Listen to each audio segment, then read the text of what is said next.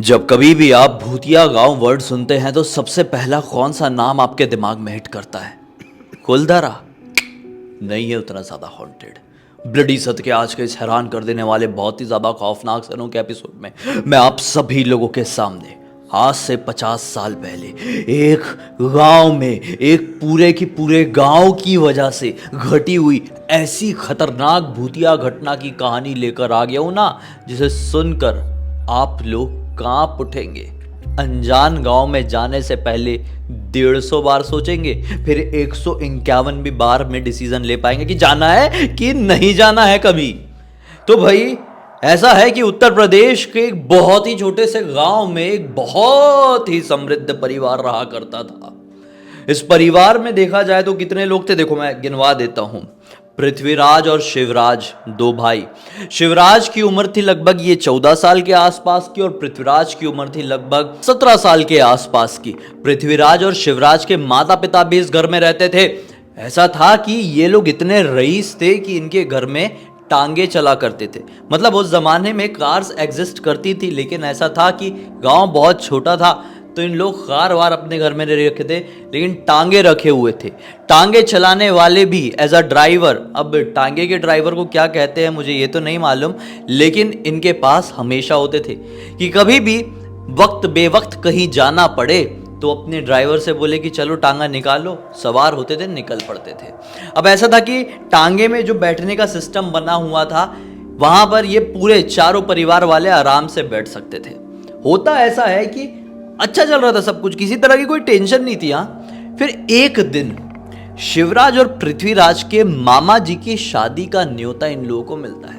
बोलते हैं कि आप लोगों को पहुंचना ही है, बहुत हड़बड़ी में, किसी कारण से बहुत जल्दबाजी में शादी हो रही है। अगले ही हफ्ते शादी है, मना नहीं करना है, 200 काम लगे होंगे, छोड़ना है, लेकिन शादी में आना है। ये लोग भी मना करे तो कैसे मना करे।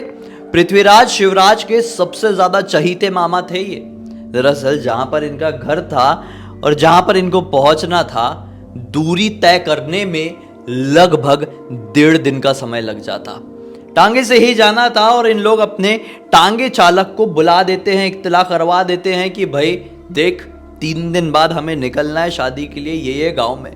उत्तर प्रदेश के ही एक छोटे से गांव में मामा जी का भी रहना था। दूसरा गांव था ऑब्वियसली ये वाला। फिर आखिरकार वो वाला दिन आ जाता है। बच्चे लोग बहुत एक्साइटेड थे, बहन भी एक्साइटेड थी भाई, मतलब पृथ्वीराज शिवराज की माँ, सब लोग बढ़िया अपना सामान अमान पैक किए, टांगा निकाले, बैठे, सवार हुए। बेचारों को अंदाजा नहीं था कि क्या उनके साथ अब आगे चल के घटने वाला है। ये लोग बैठे अपने टांगा में, निकल पड़े। शाम के तकरीबन 4 बजे के आसपास ये अपने टांगे से, अपने घर से, अपने गांव से बाहर निकले थे।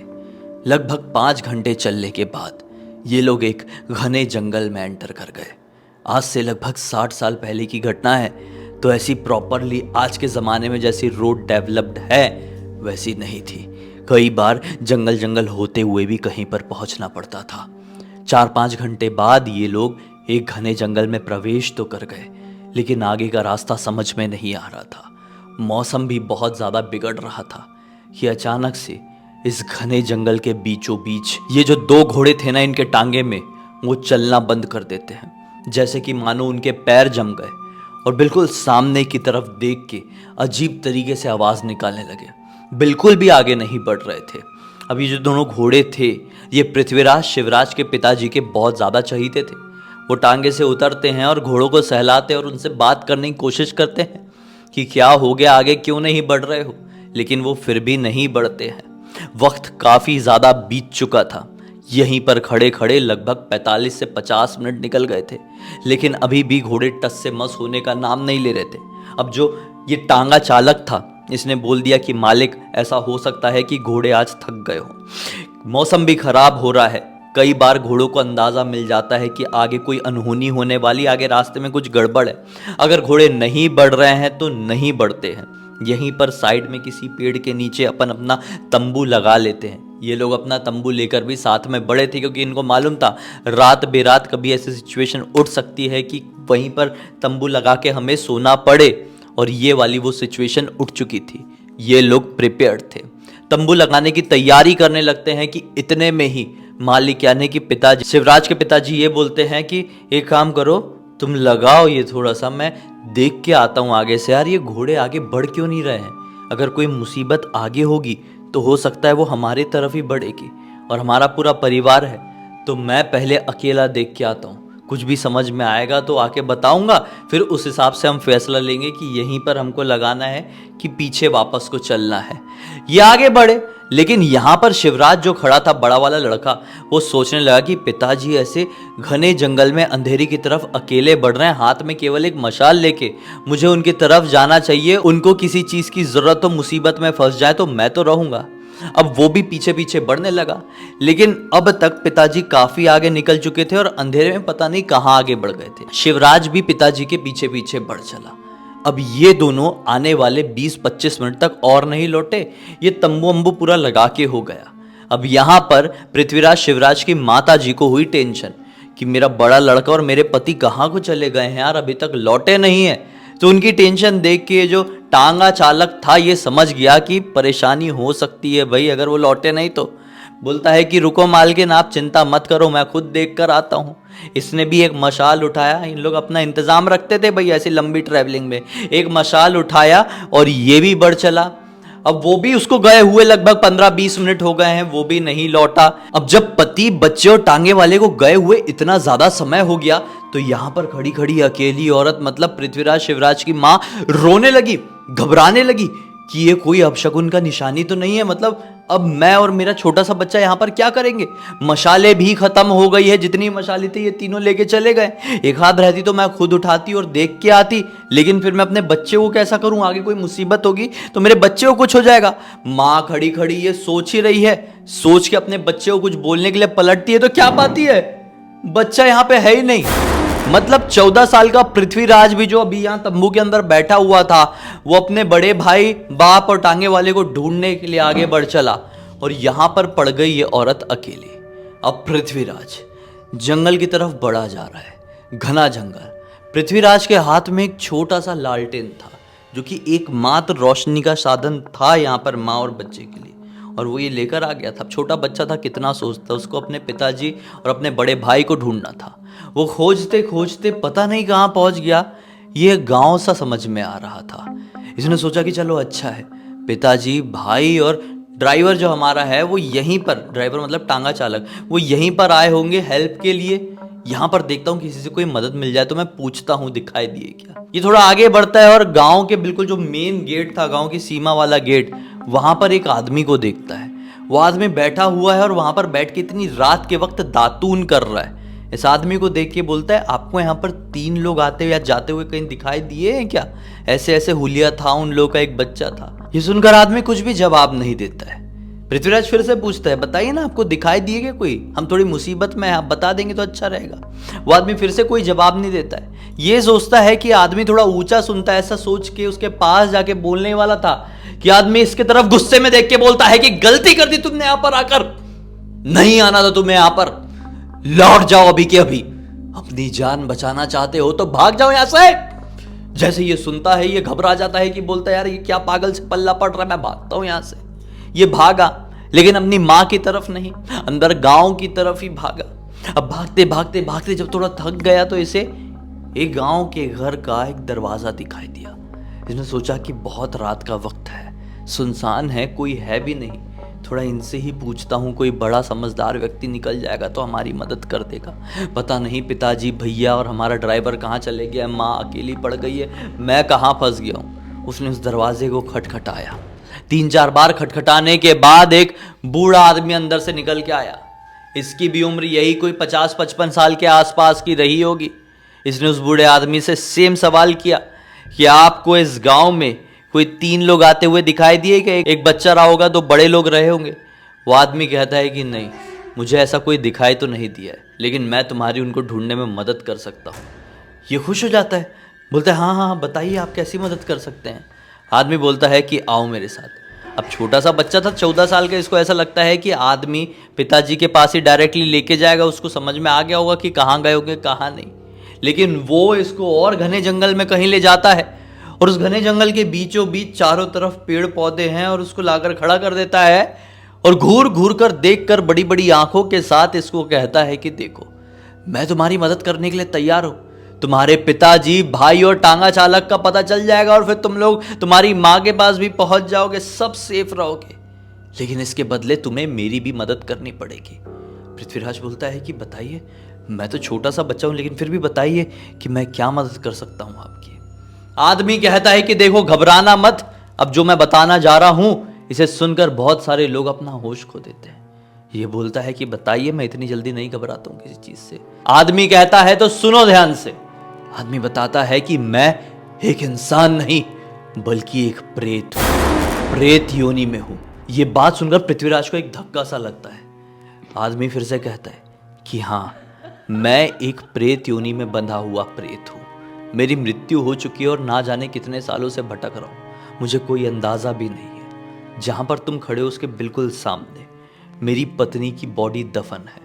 तुम उसे निकालो और उसका अंतिम संस्कार पूरे विधि विधान से कर लो।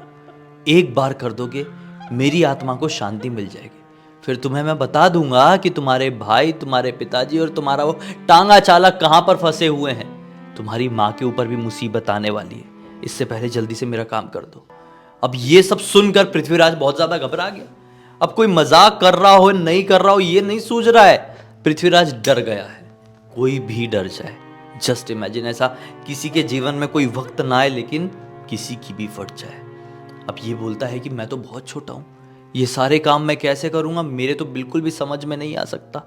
आप बस एक बार पिताजी को बता दीजिए, मैं आपको वचन देता हूं कि एक बार मैं पिताजी से मिल लूंगा, उनको सारी बातें कहूंगा और वो आपको जरूर जो आप चाहते वो करवा कर देंगे। आपकी पत्नी की बॉडी को निकालेंगे, उनका अंतिम संस्कार कराएंगे और पंडित जी से पूजा भी कराएंगे। मैं जुबान देता हूँ, अगर ये नहीं हुआ तो फिर आप जो चाहे वो कर लो।